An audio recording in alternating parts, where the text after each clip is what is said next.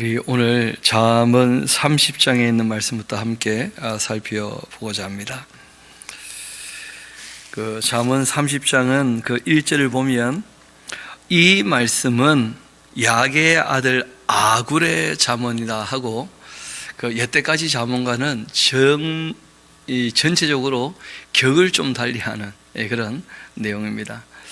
잘 아시는 것처럼 그 1장부터 시작해서 9장까지가 그 다윗의 아들 그 솔로몬의 잠언이라 하고 이렇게 이야기를 시작했었고, 또 10장을 보면 이것은 솔로몬의 잠언이다 하고 이야기를 쭉 시작을 했었고, 그 25장을 보면 이것도 솔로몬의 잠언인데 히스기야의 신하들이 편집한 것이다, 그렇게 해서 여기까지 이제 쭉 그 잠언을 정리해 왔는데, 중심 인물은 솔로몬이었죠다. 그런데 이제 이 30장은 그 솔로몬의 잠언이 아니에요. 그 이 아굴이라는 사람의 잠언인데, 이 아굴이라는 사람의 잠언이 왜 여기에 붙어 있는가 하고 이런저런 고민들을 뭐 다 많이 합니다만은, 우리가 가장 쉽게 생각할 수 있는 것이 뭐냐면, 히스기야의 신하들이 편집을 했다면 그 모든 것들을 총괄하게 된 어떤 인물이 있을 거라고 보는 것입니다. 그래서 그 총괄한 인물이 아굴이 아니겠는가. 쉽게 말하면 뭐 어떤 편집장 이렇게 할 수가 있겠죠, 그렇죠? 그러면 이제 편집장이 그 모든 내용을 다 정리하고 난 다음에 편집 후기 이런 걸 쓸 수 있는 것이죠. 아마 이 30장이 바로 그런 내용으로 보입니다. 왜냐하면 솔로몬과 자기를 비교해 봤을 때 솔로몬은 워낙 탁월한 사람이 확실하다는 거예요. 그렇지만 솔로몬이 다 얘기할 수 없는 부분이 있습니다.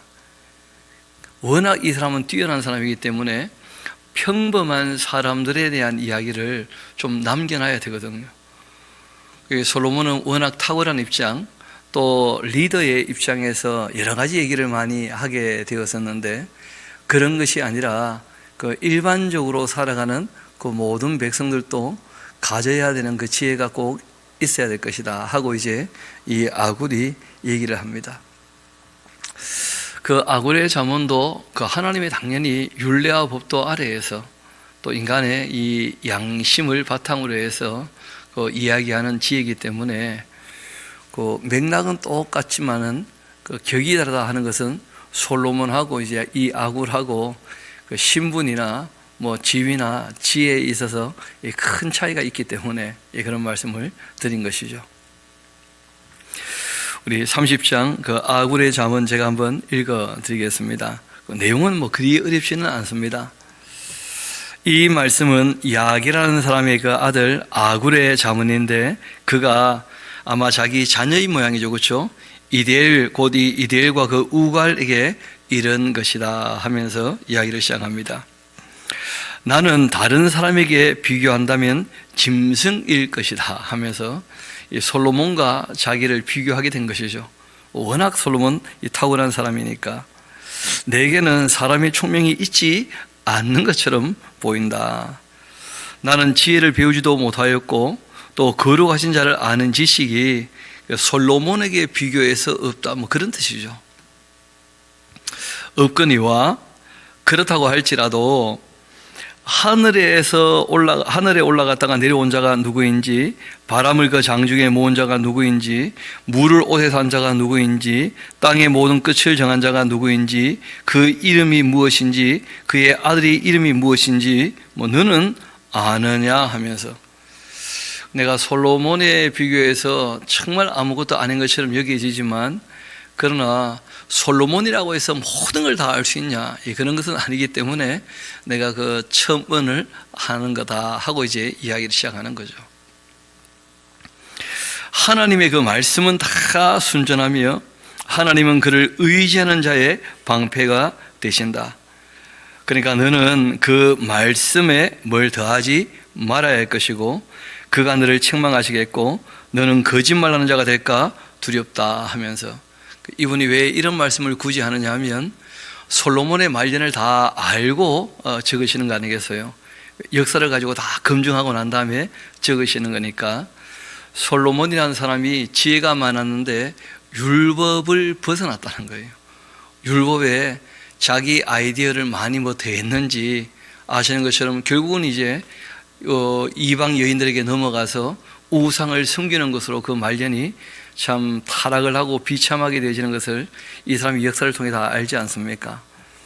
그러니까 하나님 말씀은 순전하기 때문에 율법을 기초로 해서 모든 생각을 해야지, 그러지 않으면 그 자기 지혜에 자기가 속을 수 있다, 이런 얘기를 하면서 이제 이야기를 시작합니다.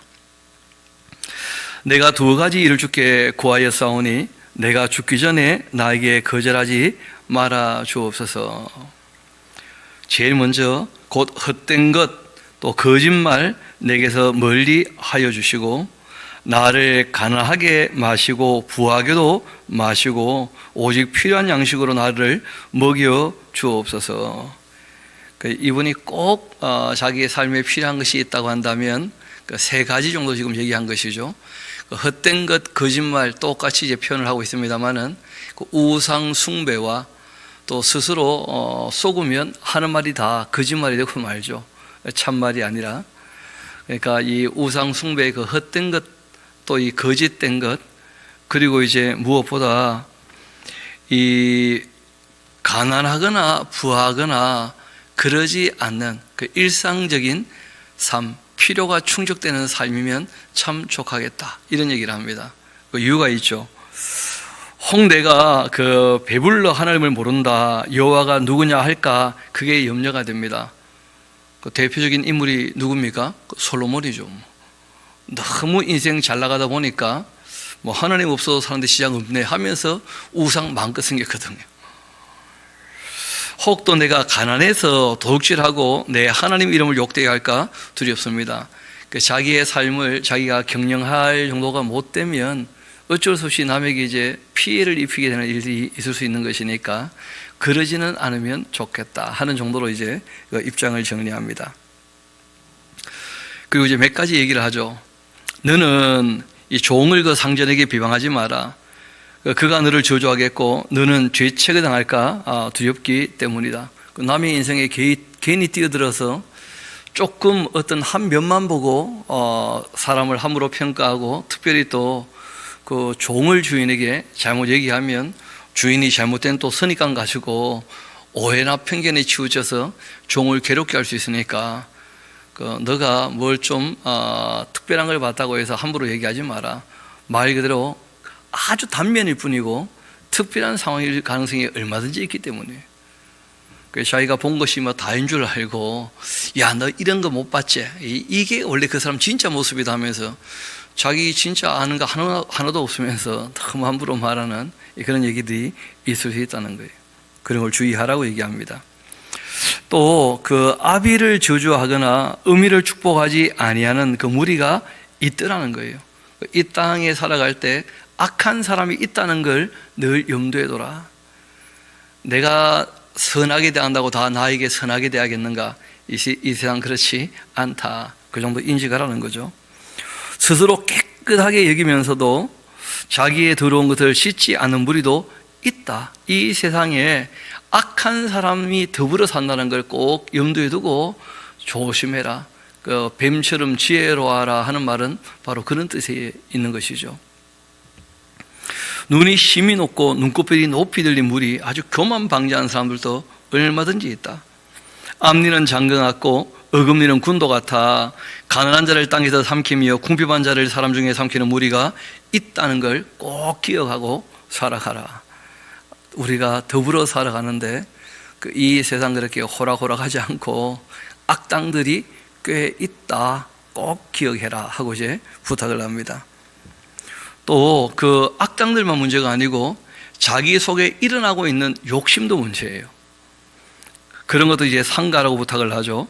거머리에게 두 딸이 있더라 하면서, 이 거머리는 입으로 또 학문으로 다 피를 빤다 그러는데 그 거머리 두 딸로 표현한 거죠. 다오다오 하는데 족한 줄을 알지 못하다. 족하다 하지 아니하는 것도 서넛이 있더라. 이 땅에서 채우지 못하는 게 몇 가지가 있어요. 수올 아이 베지 못한 태 물로 채울 수 없는 땅, 족하다 하지 아니하는 불 같은 것이다. 이게 다 무엇을 얘기하느냐 하면 예전에 사람의 욕심을 표현하는 관용적 표현이에요. 우리가 그런 얘기 하잖아요. 사람은 마음이 너무 커서 우주를 담아도 다 채울 수 없다. 그래서 우리가 이 땅의 것을 가지고는 만족할 수가 없다. 그러니까 욕심 부리면 끝도 없다는 거예요. 욕심을 부리면. 이 불이 붙으면 모든 걸 다 태우는 것처럼 그렇게 욕심도 끝이 없는 것이니까 그 주의해야 된다. 욕심 부리지 않으려고 애써야 된다 하고 부탁을 한 거예요. 그러니까 악당도 있고 내 안에 욕심도 일어날 수 있다는 것을 염두에 두어라, 그런 것이죠. 또 악당뿐 아니고 아비를 조롱하고 의미 순종하기를 싫어하는 자 반드시 있을 텐데 그런 사람들 눈은 골짜기에 까마귀에게 쪼이고 독수리 새끼에게 먹히게 될 거다 하면서 절대 그 부모님에 대하여 정말 공경하고 순종하고 해야 하지, 부모님을 함부로 대하면 저주가 임하게 된다 하고 아주 단호하게 이야기를 합니다. 또 이분이 그 왕궁에 이제 계시는 분 아닙니까? 그렇죠? 정말 똑똑한 사람들, 날고기는 사람들, 또 제일 어떻게 보면 예쁘고 건장한 사람들, 이런 사람들이 그 당시에 왕궁에 많이 더불어 살아갈 터인데 거기 보니까 참 말로 입에 담을 수 없는 별별 일들이 다 벌어지는 거예요. 내가 심히 기이 여기고도 깨닫지 못하는 것이 몇 가지가 있다. 공중에 날아다니는 그 독수리의 자치, 반석 위에 기어다니는 뱀의 자치, 또 바다로 지나가는 뱀의 자치, 이런 것이 분명히 움직였는데 뒤에 흔적이 안 남는 것처럼 왕궁 안에서 남자 여자가 함께 했는데 그 다음날 보면 다 멀쩡하게 아무 일 없는 것처럼 그런 자치 알 수가 없더라. 그러니까 부부관계 이외에 말도 안 되는 이상한 일들이 그 왕궁 안에 많다는 것이죠. 음녀 자수도 그러하다. 그가 먹고 그 입을 씻은같이 말하기를 내가 악을 행하지 아니하였다, 그렇게 얘기하는데 문제는 현장에서 급습하지 않는 이상 그 잡아낼 수도 없는 것이죠. 그렇다고 또 남의 안방을 급습할 수 있느냐? 그럴 수 없는 거 아니겠어요? 그런데 심증은 다 또 있는 것이고, 여하튼 뭐 이 복잡하게 그 참 이 세상이 돌아가는데 특별히 왕궁이 그렇다, 왕궁이 뭐 그런 얘기를 하는 거예요. 또 세상을 진동시키면서 세상이 견딜 수 없게 하는 것 몇 가지가 또 있더라. 다 왕궁 안에 일어나는 일들을 보는 것이죠. 일반 사람들도 경험하는 것입니다. 그게 뭐냐 하면 국회의원까지 한다는데 왜 저렇게 어리석게 멍청한 말들을 하나, 왜 저런 실수를 저지르나, 나 같으면 그러지 않을 텐데 하는 생각도 이제 하게 되는데요. 뭐 그런 내용입니다. 이어봅시다.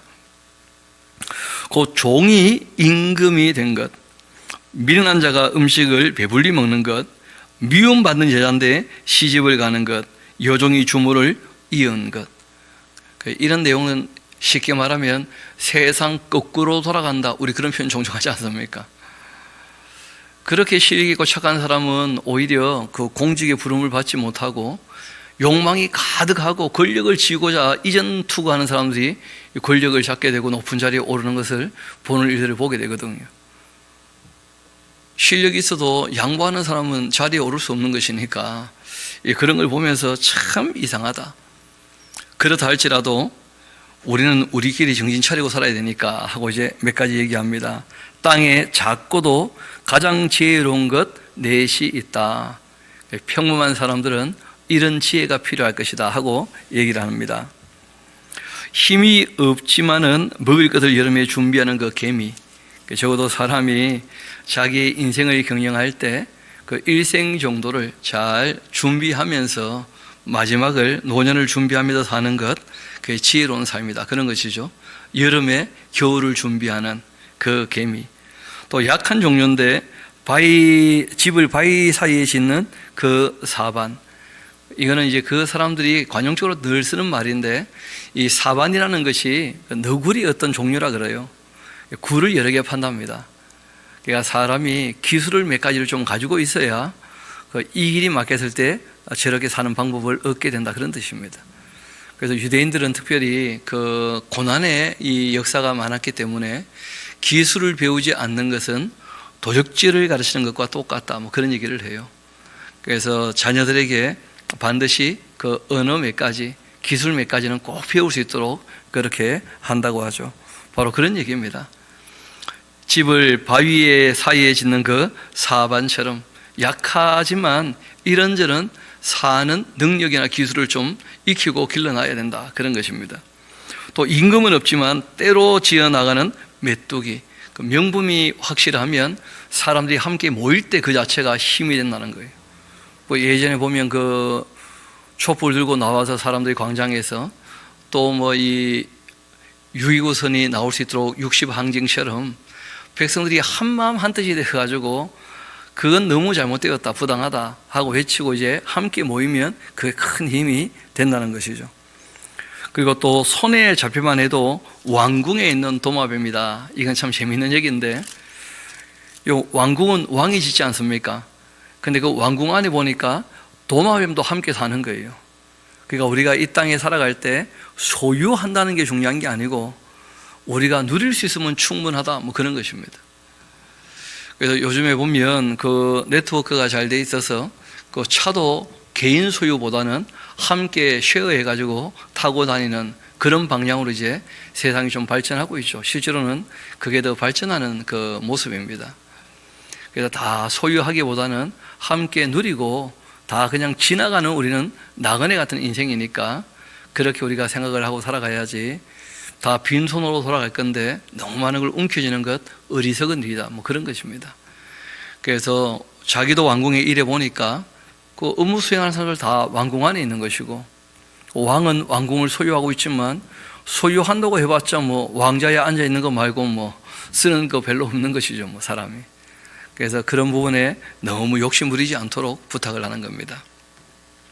그렇지만은 일반 사람이다 보니까 또 부러운 게 없지 않아 있습니다, 실제로. 그런 것이 우리도 금수저, 은수저, 뭐 흙수저 얘기하면서도 은근히 금수저 하면 좀 부러운 마음이 다 들거든요. 이분도 그런 게 아주 솔직하게 얘기합니다. 잘 걸으며 위풍 있게 다니는 것 서너시 있더라. 그 짐승 중에 가장 강하여 아무 짐승 앞에도 물러가지 않는 그 사자. 자존심을 그 접고 물러설 수밖에 없을 때, 내가 그냥 밀어붙여 말어 하는데 밀어붙일 만한 능력도 없고 뭐 그럴 수 있잖아요. 그래서 그런 사자가 참 부럽더라. 또 사냥개 순념소, 결국 이제 무슨 얘기를 하고자 하느냐면 당할 수 없는 왕. 태어났는데 왕의 아들로 태어나서 왕이 되는 사람도 딱 한 명밖에 없는 것이니까 뭐. 그러니까 참 그런 것은 뭐 이 땅에 타고나는 건데 부럽다 하는 정도로 얘기를 해놨어요. 그건 실제로 부러우냐? 그건 더 두고 봐야 될 문제죠. 왜냐하면 왕들 중에 끝이 좋은 왕이 거의 없으니까요. 오히려 왕이기 때문에 오래 살지 못했던 왕들이 오히려 더 많거든요. 그래서 부탁을 합니다.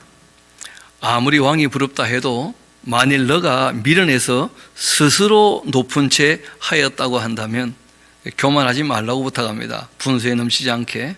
또 혹 악한 일을 도모하였다고 한다면 너의 손으로 입을 막아야 한다 하면서, 그러니까 평화를 깨트려서 평화 이전보다 좋은 걸 얻을 수 없는 것이니까 반역을 하지 않는 게 잘하는 것이다 하고 이제 이야기를 해요.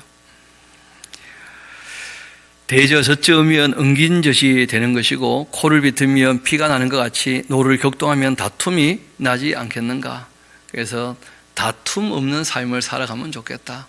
평화를 만들어 가자. 이것이 이제 그 평범한 사람을 위한 그 삶의 지혜 몇 가지가 되는 것이죠. 그래서 허망한 것, 또 헛된 것, 또 거짓된 것, 그리고 또 너무 부해서 또 너무 가난해서 문제가 있지 않는, 어떻게 보면 필요한 것들이 충족되는 중용의 도 같은 그런 것을 이제 추구하는 그런 아굴이라는 사람의 잠언을 우리가 함께 보았습니다. 그 31장은 그 왕에게 어떤 여인을 맞이할 것인가 하고 이제 그 어머니가, 왕의 어머니가 왕에게 특별히 부탁하는 그런 내용입니다. 우리가 실제로 누구를 만나느냐 하는 거 참 중요한데, 실제로 자기 인생의 한 3분의 2 정도가, 실제로는 뭐 좀 더 길면 4분의 3 정도가 그 배우자와 함께 지내는 것인데, 아무 생각 없이 만나기보다는 조금 생각을 해보는 것이 잘하는 것이고, 무엇보다 여태까지 쭉 남자들이 어떻게 해야 될지에 대한 얘기들이 주를 이루고 있는 것인데, 실제로는 이 당시 사회니까요.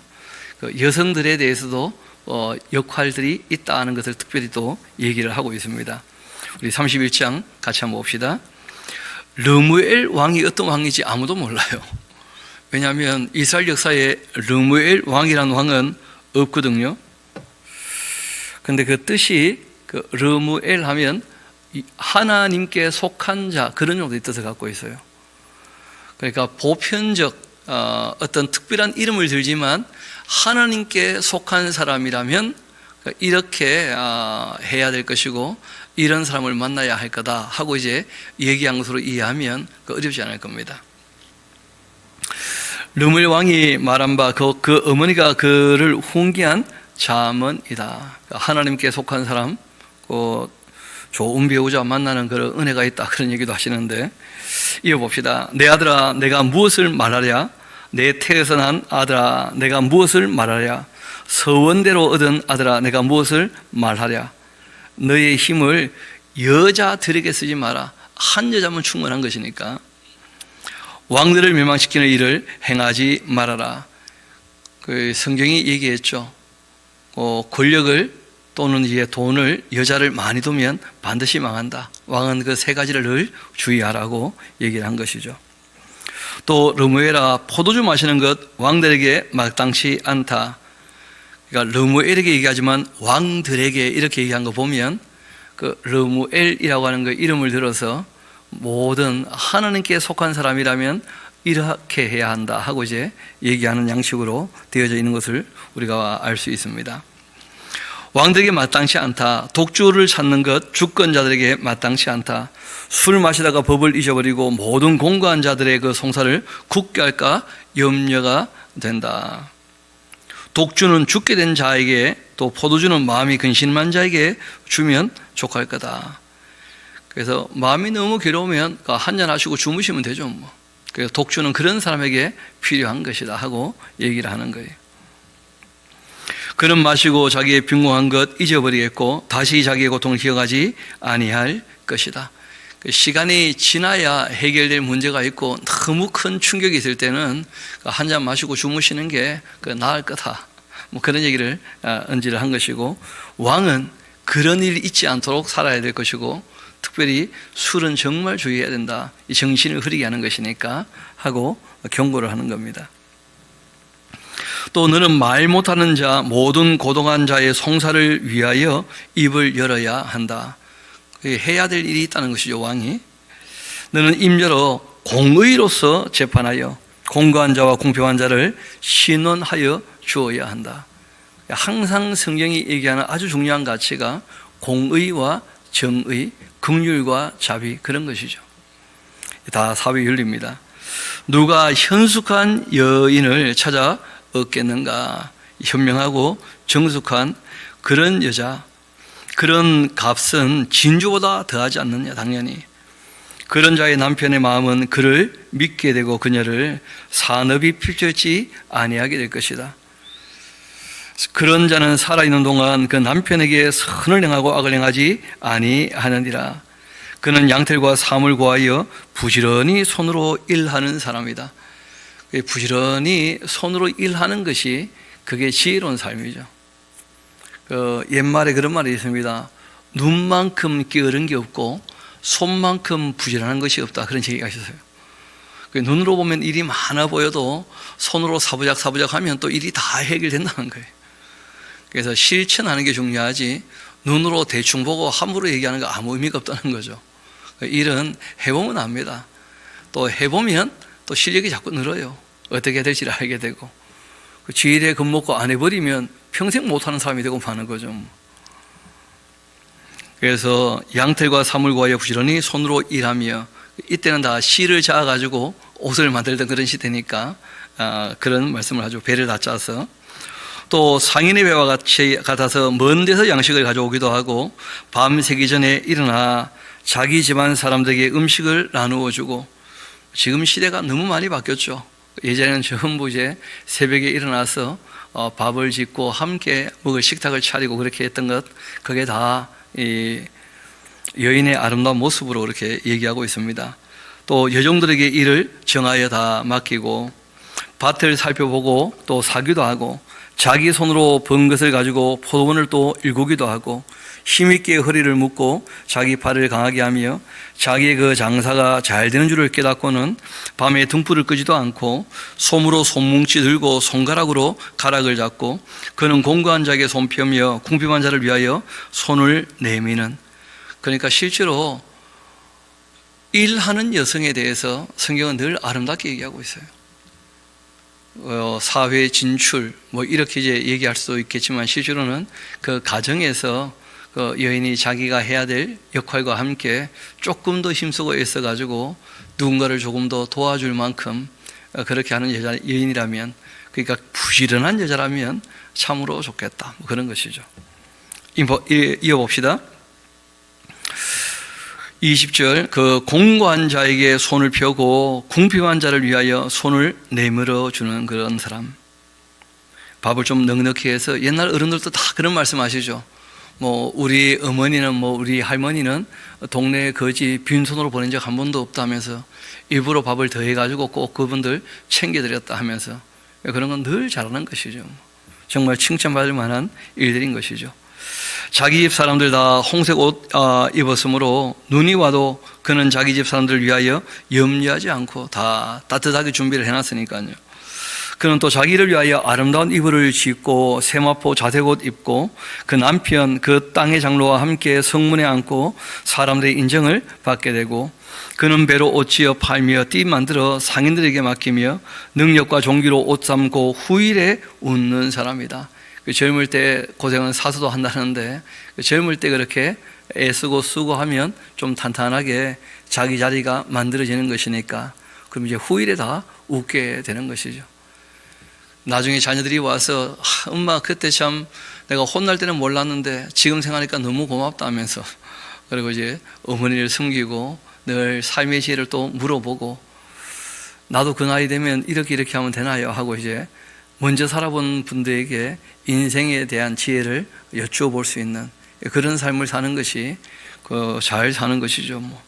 후일에 웃을 수 있고 입을 열어서 지혜를 베푸는, 그 혀로 인애의 법을 말하는, 그렇게 자기의 집안일을 보살피고 게을리 얻은 양식을 먹지도 않는, 늘 부지런히 일을 해서 성실히 일을 해서 양식을 삼는, 결국 그 자식들 일어나 감사하게 되고 그 남편은 칭찬하기를 덕행이 있는 여자가 많지만은 그대는 모든 여자보다 뛰어나다 하면서, 실제로 가족들에게 인정받을 수 있다면 그거는 참 인생 잘 사신 것이다, 다 그런 것이죠.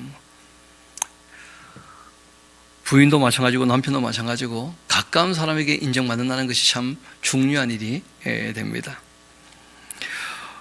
그리고 30절 31절은 같이 한번 읽어보도록 할까요? 시작.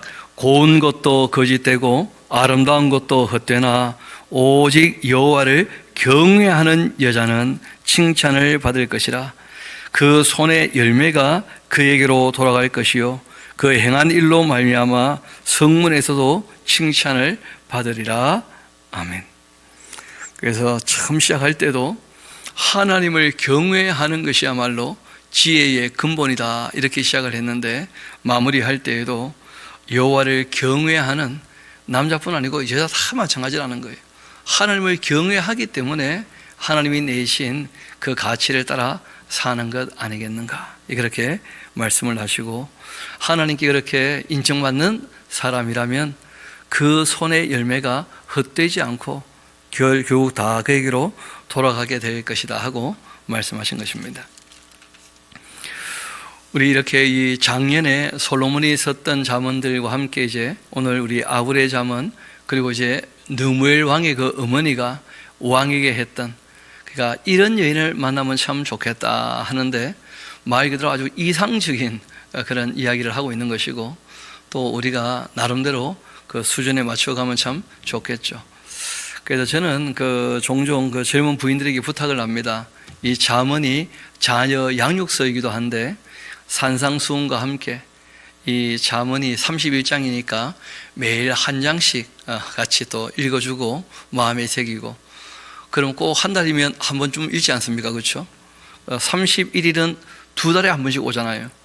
그러니까 여인들을 위한 잠언은 두 달에 한 번씩 보면 되니까. 그래서 이제 그 날짜 잠언 정도는 매일 아침마다 한 5분에서 10분이면 충분하니까요. 내용이 그렇게 복잡하거나 어려운 것도 아니고, 그래서 늘 마음에 읽어 놓으면 그 마음이 깨끗하게 좀 정리가 되고, 또 기회 될 때마다 산상수훈을 읽으면 우리가 신앙인으로 어떻게 살지에 대한 명확한 자기 자리매김이 되어지는 것이니까, 그런 말씀들은 늘 입술에서 떠나지 않게 읊조리는 것이 꼭 필요하겠다, 그런 생각들을 하게 됩니다.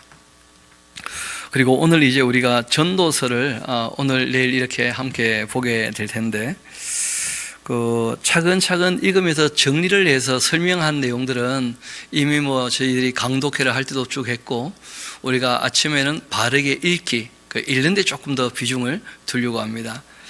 그래서 전도서가 12장 되어 있는데 이걸 원래 한 번에 다 읽으면 제일 좋아요. 이 자체가 솔로몬의 설교입니다. 그러니까 솔로몬이 설교한 내용이니까 거기에 더 많은 설명이 필요한 것은 아니에요. 그 설교 내용을 알아들으면 충분하거든요. 그런데 한 번에 다 읽기에는 분량이 조금 있어요.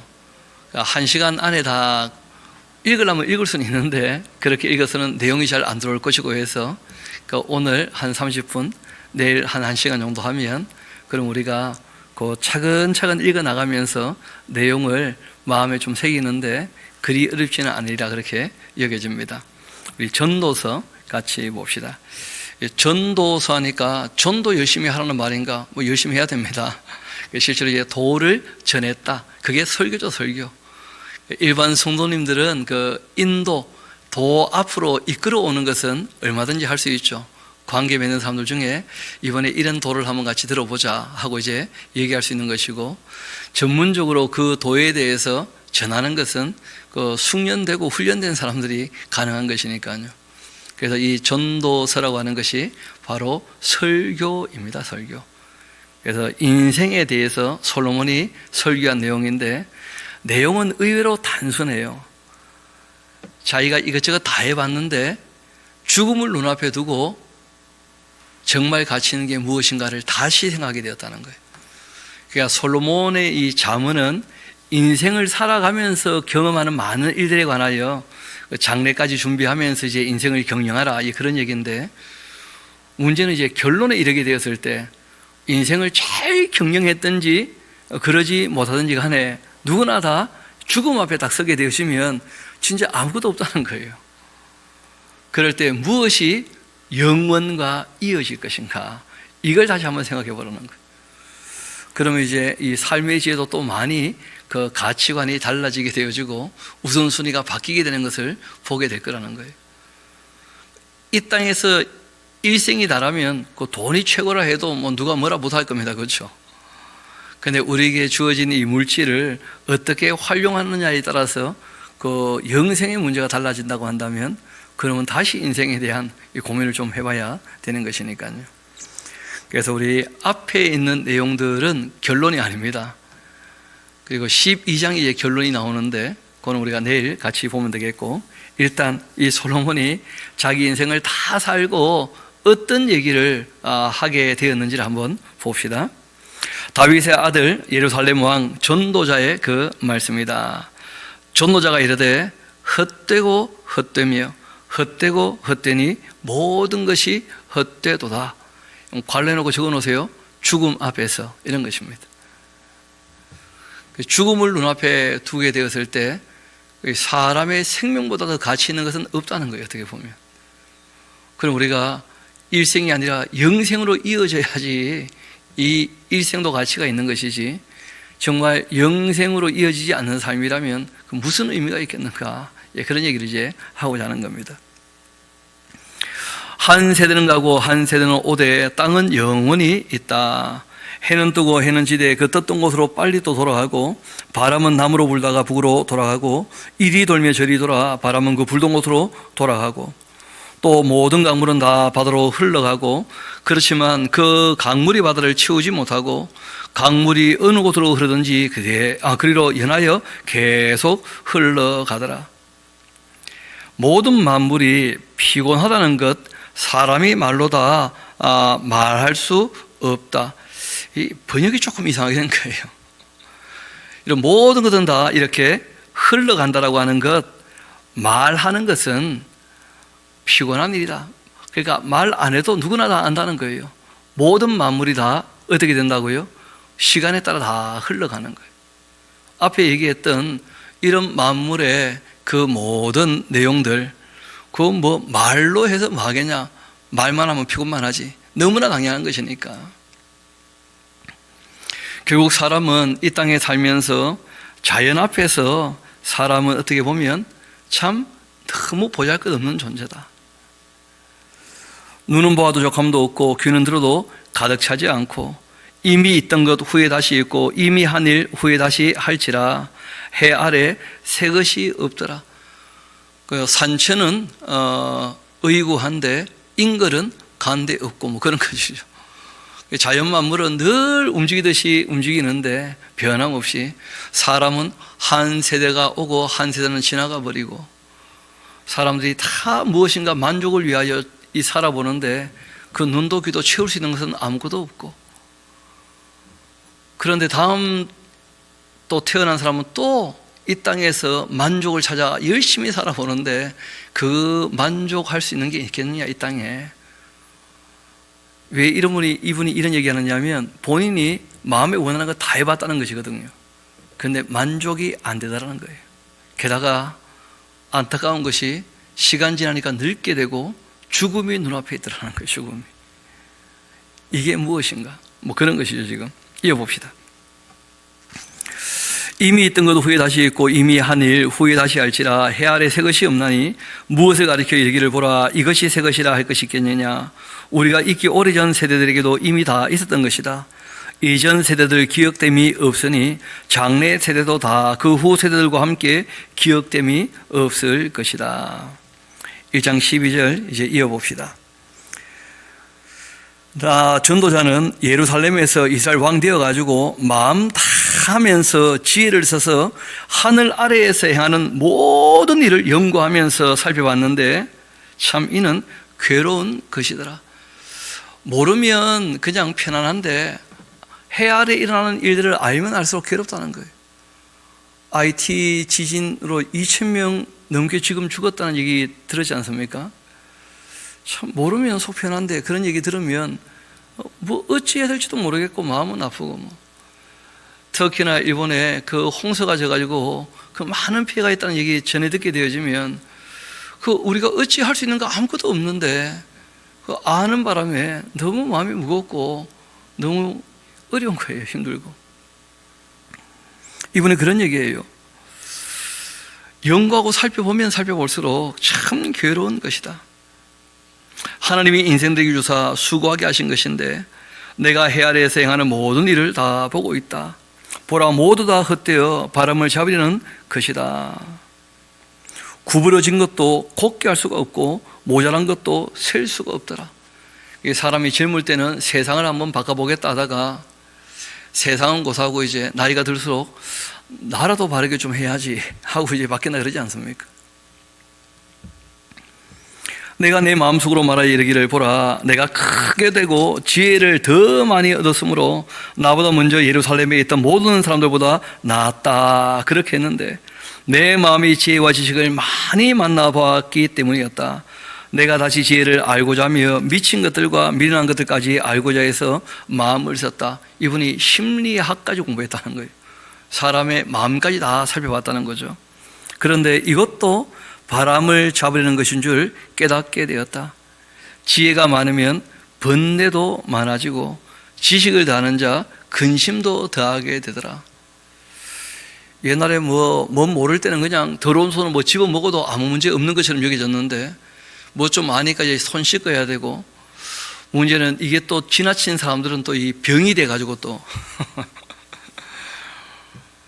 청결에 대해서만 너무 또 이 의식을 갖고 막 요즘에는 누가 이 사과 드시라고 이렇게 맨손을 주면 안 받아간답니다. 코로나가 걸릴까봐. 요즘에 뭘 주려고 그러면 비닐장갑 끼고 줘요. 그런 시대 됐어요. 요즘 음료수 줘도 이게 뭐 누가 주다반을 찔러가 뭘 집었는지 알 수가 없어. 그래서 모르는 사람이 이제 주는 것은 안 먹는 게 잘하는 것이다. 옛날에는 뭐 서로 간에 그냥 정이다 하면서 주고받고 아무 문제 없었는데 뭐 자꾸 발전하고 뭐 자꾸 알게 되니까 여기저기 문제가 터지는 것이고. 이어봅시다. 나는 내 마음이 이르기를 자 내가 시험 삼아서 너를 한번 즐겁게 보겠다. 너는 낙을 한번 누려봐라. 그렇게 했는데 보라 이것도 헛되다. 사람이 다 자기 행복을 추구하고 산다면서 한 번 사는 인생인데 즐겁게 살아야지 하는데 그 결론 났습니다. 헛됩니다. 뭐 젊을 때나 건강이나 있고 돈이 좀 있을 때나 재미있지 조금 더 지나면요 그거 다 어려워지는 거예요. 이어봅시다. 내가 웃음에 관하여 말하여 이르기를 야 그것도 미친 것이라 했고 희락에 대하여 이르기를 이것이 무슨 소용이 있는가 했다는 거예요. 그 요즘에 개그 콘서트 합니까 안 합니까? 아니 그 20년 동안 그렇게 웃고 떠들었는데 왜 없어진 거죠? 다 알게 된 거예요. 미친 짓이다. 한참 웃고 할 때는 좋은데 웃고 난 다음에 돌아서니까 뭐 아무것도 없는 거예요. 알고 보니까.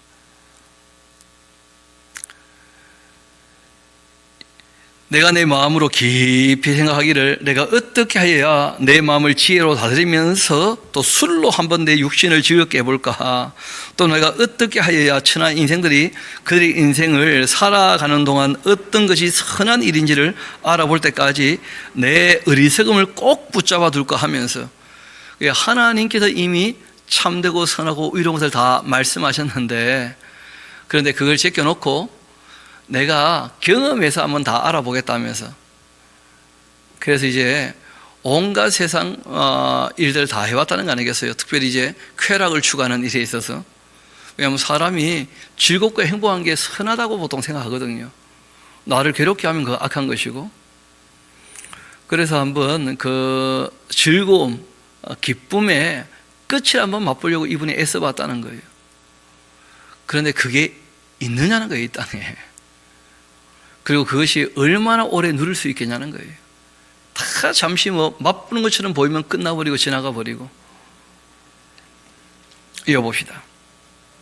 그래서 내가 뭘 해봤느냐? 사업도 크게 했고 내가 나를 위하여 집들도 짓고 포도원도 일구고 여러 동산 과원까지 만들고 그 가운데 각종 나무를 다 심어보고 나를 위하여 수목을 기르고 살림에 물을 주기를 위하여 못들도 파고 남녀노비를 사귀도 하고 나를 위하여 집에서 이 종들을 낳기도 하고 또 나보다 먼저 예루살렘에 있던 모든 자들보다 내가 소와 양떼 소유를 더 많이 가져봤었는데 은금과 왕들이 소유한 보배 여러 지방의 보배를 다 나를 위해서 쌓아두고 또 노래하는 남녀 인생들이 기뻐하는 처첩들 많이 둬봤었는데 내가 이같이 창성하여 나보다 먼저 예루살렘에 있던 모든 자들보다 더 창성하니 그러고도 나의 지혜는 여전했었는데 그러니까 젊을 때 모든 걸 다 이루었던 거예요.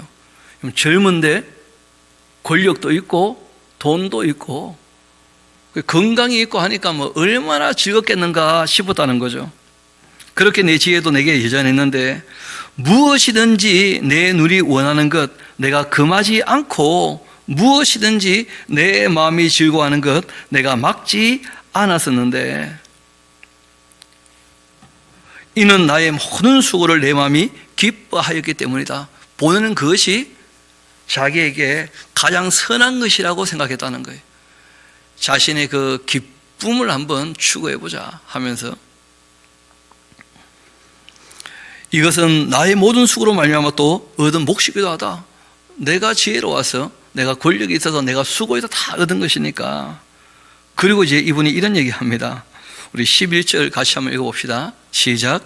그 후에 내가 생각해 본즉 내 손으로 한 모든 일과 내가 수고한 모든 것이 다 헛되어 바람을 잡는 것이며 해 아래에서 무익한 것이로다 하고 얘기를 했다는 거예요. 실제로 이제 헛되다 하고 다 표현되어 있는데 그 헛되다 하는 표현보다는 다 지나가 버리더라 그런 표현이 맞아요.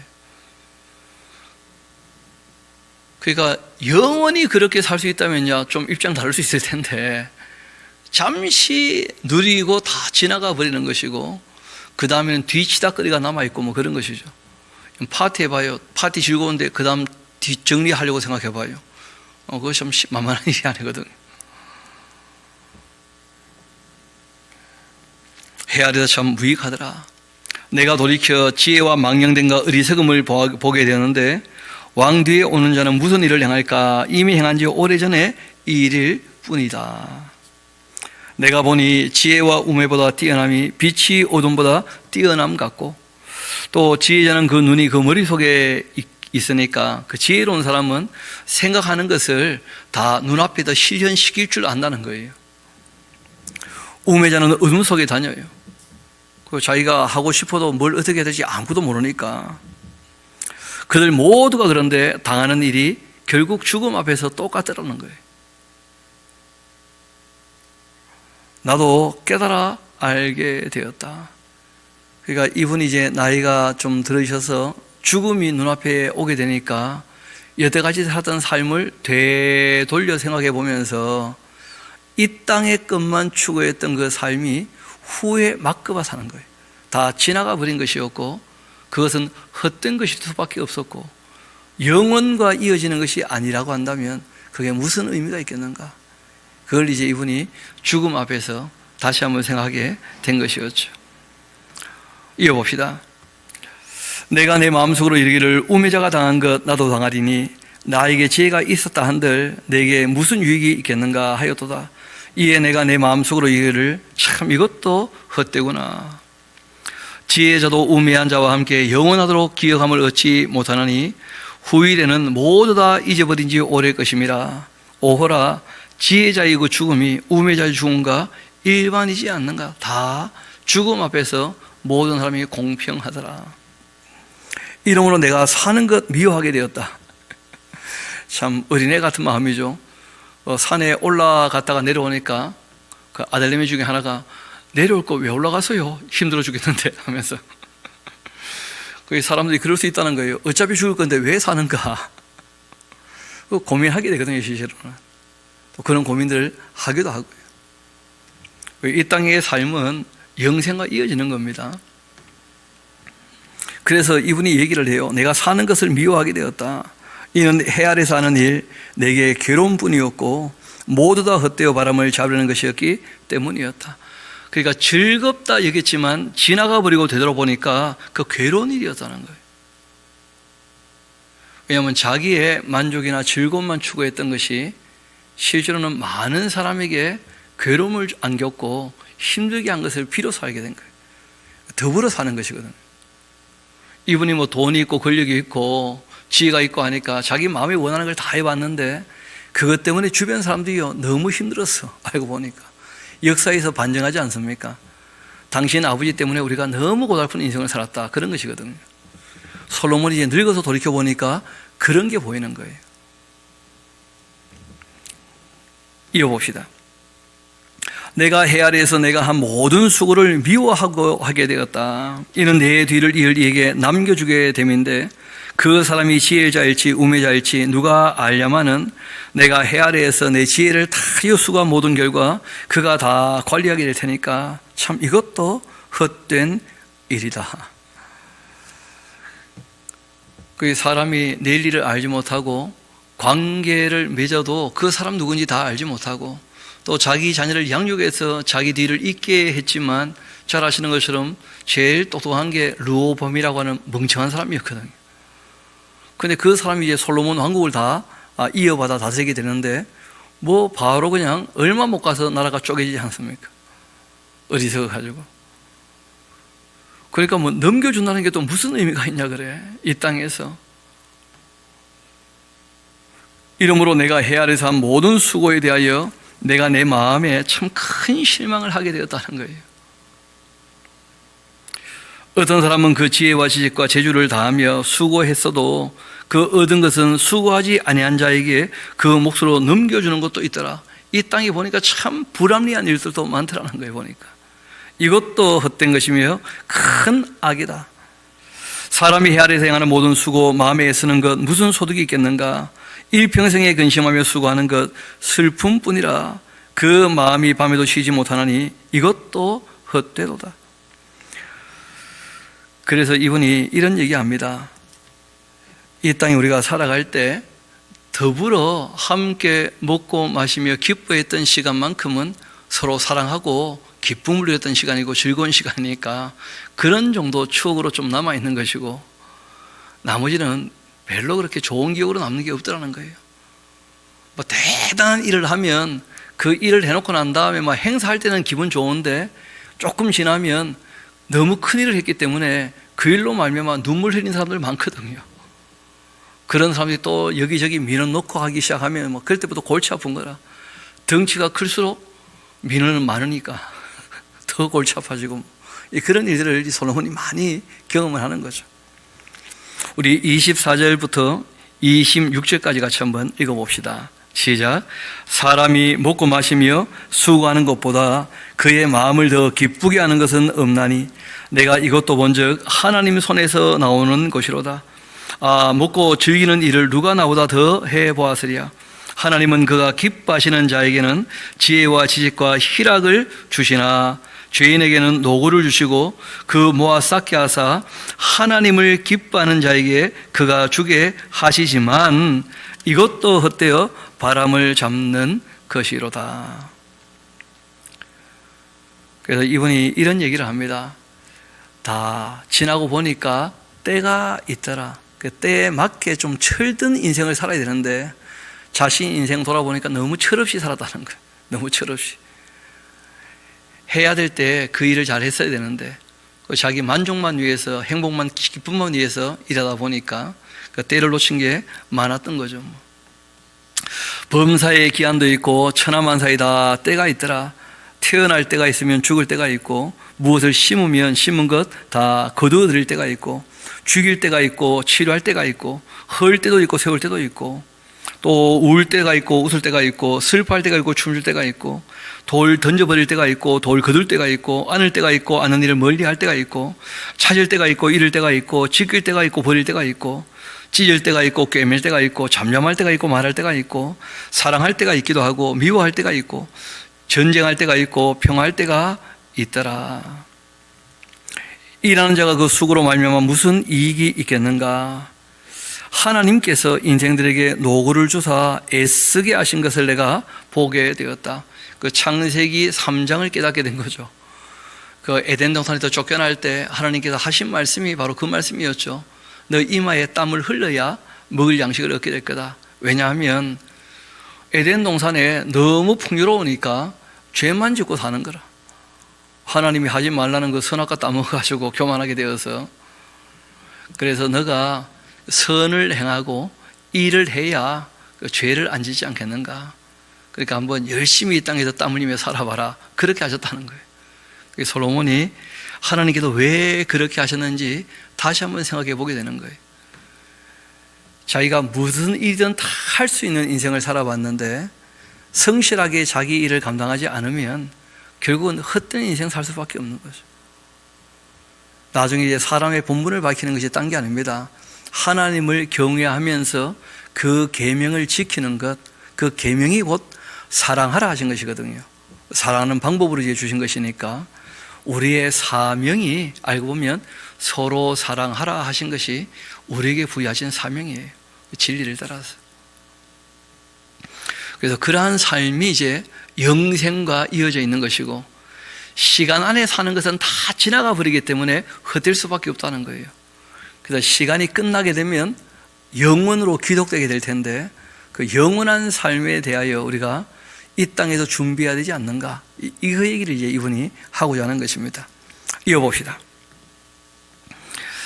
하나님께서 모든 것을 지으시되 때를 따라 아름답게도 하셨고 또 사람들에게는 영원을 사모하는 마음을 주셨다. 그러나 하나님께서 하시는 일의 그 시종 사람으로 측량할 수 없게 하셨다. 사람들이 사는 동안 기뻐하면서 선을 행하는 것보다 더 나은 것이 없는 줄을 내가 알게 되었다. 사람이 이 땅에서 선을 추구하며 그것을 기쁨으로 삼는 것보다 더 좋은 것은 없더라 하고 아주 명확히 얘기하죠. 사람마다 먹고 마시는 것, 수고함으로 낙을 누리는 것, 바로 하나님이 주시는 선물이다. 그러니까 열심히 수고하고 애써가지고 주변 사람들과 함께 기쁨을 누리고 나누고 즐거워하는 것, 그건 주신 선물이다. 여러분, 우리가 열심히 일했는데 사랑하는 사람과 함께 나눌 수 없다면, 그럼 뭐 그 수고가 진짜 사랑이 없으면요, 인생은 그냥 고생 바가지 이외에는 아무것도 아니라 괴로운 노동만 남지 아무것도 없는 것이죠. 근데 우리가 노동으로 얻게 된 것을 가지고 사랑으로 나누게 될 때 거기에 참된 기쁨이 있고 영생에 대한 소망이 또 있는 것이죠. 하나님께서 행하시는 모든 것 영원히 있을 것이라. 그 위에 더할 것도 없고 또 그것에서 덜할 수도 없다. 하나님이 이같이 행하시는 것은 사람들이 그 앞에서 경외하게 하려고 하심인 줄을 내가 알게 되었다. 사람이 적어도 죽음을 앞두게 되어지면 다시 임사호천이라, 죽음을 앞두면 하늘을 다시 부르게 될 것이다. 그때라도 다시 하나님 앞에 자기의 마음을 정말 낮추고 주님 앞으로 돌아와야 되지 않는가. 그래서 하나님께서 사람에게 죽음이란 것을 허락하신 것이다. 하나님을 경외케 하시려고. 이제 있는 것 옛적에 있었고 또 장래에 있을 것도 옛적에 있었나니 하나님은 이미 다 지나간 것 다시 찾으신다. 사람의 인생은 그 크게 다르지 않다는 거예요. 그래서 하나님께서 사람을 정말 만나기를 원하시니까 은혜에 감사하는 사람, 사랑을 깨닫고 하나님을 사랑하는 사람, 하나님 말씀을 쫓아 사람을 사랑하는 사람, 진리를 따라 정말 삶이 변화되는 그 사람, 또 죽음 앞에서라도 정말 다시 겸손하게 하나님께로 돌이키는 그런 사람, 하나님께서 그런 것을 늘 다시 찾고 계신다는 거예요. 또 내가 헤아리에 보건대 재판하는 곳 거기에 악이 있더라. 정의를 행하는 곳 거기에도 악이 있도다. 내가 내 마음속으로 이르기를 의인과 악인을 하나님께서 심판하실 것이다. 그 이 땅에는 정의와 공의에 대하여 너무 큰 기대하지 마라, 그런 부탁도 하셔요. 이 땅에서 억울함이 풀린다면 참 좋겠지만은 그 억울함이 풀려도 이미 있었던 사고는 다시 회복될 수 있는 게 아니거든요. 이는 모든 소망하는 일과 모든 행사에 때가 있기 때문이다. 내가 내 마음속으로 이르기를 인생들의 그 일에 대하여 하나님께서 그들을 시험하시리니 그들이 자기가 이 짐승과 다름이 없는 줄을 깨닫게 하려 하심이라 그렇게 하였노라. 인생이 당하는 일 짐승도 당하나니 그들이 당하는 일이 다 일반이라. 다 동일한 호흡이 있어 짐승이 죽음같이 사람도 죽으니 사람이 짐승보다 뛰어남이 없으면 모든 것이 헛됨이로다. 다 흙으로 말미암았으므로 다 흙으로 돌아가나니 다 한 곳으로 가거니와. 인생들의 그 혼은 위로 가고 짐승의 혼은 아래고 땅으로 내려가는 줄 그 누가 알겠냐. 실제로 죽음 이후의 삶에 대해서 하나님이 계시하신 대로 우리가 믿고 소망하는 것이지, 죽음 이후의 삶은 실제로 우리는 모른다는 거예요. 참 솔로몬 솔직하죠. 그리고 사람이 짐승을 보고 배울 게 꼭 있다는 거예요. 우리도 다 죽는다는 거예요. 옛날에 그 시골에 마당이 있었을 때는 사람들이 태어나는 것과 죽는 것을 늘 보면서 자랐거든요. 그래서 강아지가 태어나는 것도 보고 또 닭이 죽는 것도 보고, 그래서 늘 우리가 이 생명과 죽음에 대한 생각들을 늘 하며 살았는데, 요즘에는 도시에서 뭐 너무 그냥 온실에서 자라니까 그런 것들을 거의 못 보게 되죠. 그렇죠? 경이가 되어가지고. 그러니까 아이들이 죽음을 너무 가볍게 생각하고 죽음을 장난처럼, 요즘에는 컴퓨터 오락 가지고 죽음을 배우니까 리셋되는 줄 알고 사람 생명을 가볍게 여기고 다시 살 수 있는 게 아닌데, 그런 일들을 우리가 이제 또 보게 되는데, 우리가 이 전도서를 또 부지런히 읽어서 인생이 무엇인지와 함께 영생으로 이어진다는 것이 무엇인지를 다시 한번 생각해 볼 수 있게 하는 것이 중요할 것입니다. 우리 3장 22절 우리 같이 읽고 오늘 마무리하도록 합시다. 시작. 그러므로 나는 사람이 자기 일에 즐거워하는 것보다 더 나은 것이 없음을 보았나니 이는 그것이 그의 몫이기 때문이라. 그의 뒤에 일어날 일이 무엇인지를 보게 하려고 그를 도로 데리고 올 자가 누구겠는가. 그 솔로몬이 젊은 사람들은 의외로 이제 욕심을 가지고 많이 살던데 자기가 다 살아보고 난 다음에 돌이켜 보니까 자기 일을 즐거워하는, 바꿔 말해서 즐거워서 하는 일을 찾아야 돼요. 그래야지 일할 때마다 즐겁지 않겠습니까? 그런데 뭐 돈 몇 푼 벌겠다고 싫은 일을 억지로 한다. 일평생 괴로운 거죠, 뭐. 돌이켜 생각해 보니까, 야, 인생 그렇게 사는 게 아니었는데, 이런 얘기를 이분이 하시는 거예요. 그래서 우리가 일을 한다면 그 세 가지 정도는 꼭 기억합시다. 그러니까 하나님께 영광이 되는지, 그리고 이웃들에게 유익이 되는지, 또 그것이 나에게 보람이 되고 참 기쁨이 되는지, 그런 걸 살펴서 우리가 좋은 또 일도 우리가 잡게 된다면, 우리가 아직 살 날이 남았는데 아직 할 일도 많은 것이고, 우리가 그런 일들을 하고 산다면 참 인생이 그래도 행복하고 즐겁지 않겠는가. 이 성경이 지금 그런 얘기를 하고 있는 거죠, 솔로몬이. 그래서 다 살고 되돌아봤을 때 그렇게 사는 것이 참 좋더라. 지금 뭐 두세 가지 좋은 거 정도 얘기를 하고 있죠. 결국 죽음 앞에서는 다 헛되겠지만 그래도 인생을 경영해 산다면 우리가 열심히 수고해서 이웃들과 함께 나누기도 하고 가족과 친구들과 함께 즐거움을 향유하기도 하고, 그리고 또 자기가 해야 될 일들에 관하여 즐길 줄 아는 그러한, 우리 살아있는 동안에는 참 복된 삶을 살 뿐 아니라 그러한 삶으로 말미암아 하나님 앞에서도 영생에 대하여 참 상이 있는 저와 여러분 되기를 소망합니다. 기도하시겠습니다.